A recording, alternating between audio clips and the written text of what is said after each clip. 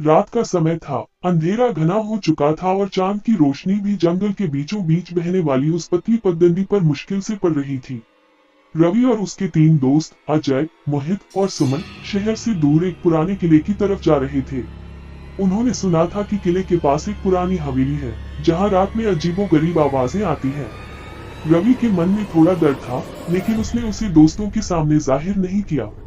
सब इसे एक रोमांचक अनुभव मान रहे थे, लेकिन अजय बार बार मजाक कर रहा था। अरे भाई, भूत वूत कुछ नहीं होता, ये सब कहानियां हैं। जंगल के अंदर से हवाओं की सरसराहट के साथ कुछ अजीब सी आवाजें सुनाई देने लगी। पत्तों का हल्का हल्का हिलना और जानवरों की आहट रात को और भी डरावना बना रही थी। चारों दोस्त टॉर्च की रोशनी में धीरे धीरे हवेली की ओर बढ़ने लगे। जब वे हवेली के पास पहुंचे, तो उसका दरवाजा खुद ब खुद चरमराता हुआ खुल गया। अजय ने हंसते हुए कहा, लगता है भूतों ने हमारा स्वागत किया है। अंदर घुसते ही माहौल में अजीब सा सन्नाटा और ठंडक थी।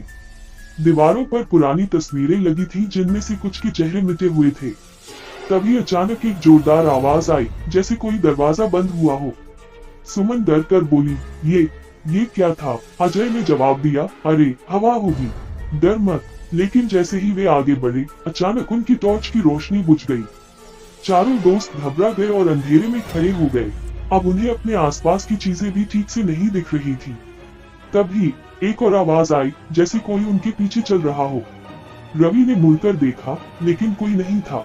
मोहित ने घबराकर कहा, हमें यहाँ से वापस चलना चाहिए, कुछ ठीक नहीं लग रहा। अजय अभी भी हिम्मत दिखा रहा था, कुछ नहीं होगा, चलो अंदर और देखते हैं। लेकिन जैसे ही उन्होंने एक और कमरे का दरवाजा खोला, एक पुरानी सफेद साड़ी पहने महिला अचानक उनके सामने आ गई। उसके लंबे बाल और खून से लथपथ चेहरा देखकर चारों की चीख निकल गई। वह महिला धीमे धीमे उनकी ओर बढ़ने लगी। सुमन जोर से चिल्लाए और सब भागने लगे, लेकिन दरवाजा खुद ब खुद बंद हो गया था।